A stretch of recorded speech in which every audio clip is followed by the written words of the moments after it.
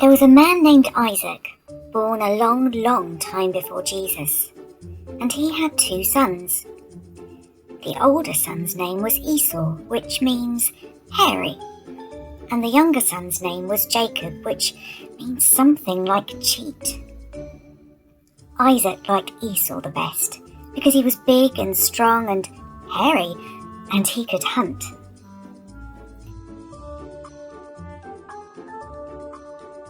One day, when Isaac was old and blind, he asked Esau to go and kill an animal, cook the meat, and bring it to him.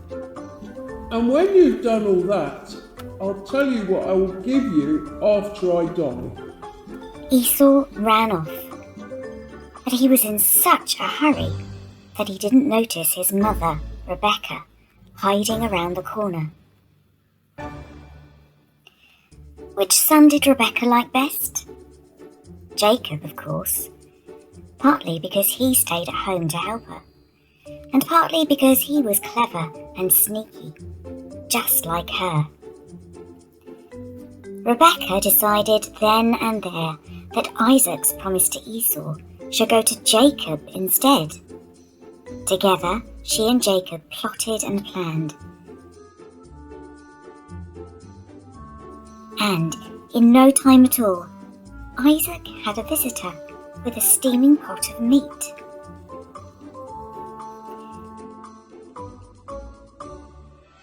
The son brought the meat to his father. The son set it down. But the son was not Esau. Here you are, father, said Jacob in as gruff a voice as he could manage. But the old man was not fooled. Is that really you, Esau? Come here and let me feel those hairy arms of yours. Isaac may have been blind, but he was not yet deaf. Jacob came closer. He stretched out his arm, and wrapped around it was the hairy skin from an old goat. Isaac touched the arms. It is you, Esau. Well then, I'm going to keep my promise. When I'm gone, you will have all my land and all my crops.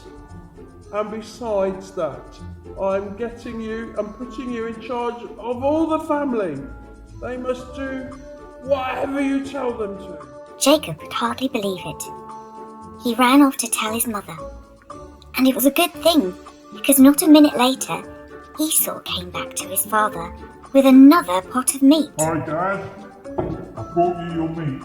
I can't wait to hear your promise. What? I've already given my promise away! Isaac told Esau what had happened. Esau listened, and bit by bit, his face grew angry and red. Jacob, you cheat! I'm going to get you one day. But God was watching, and he had something very different in mind. And that is the end of our story for now.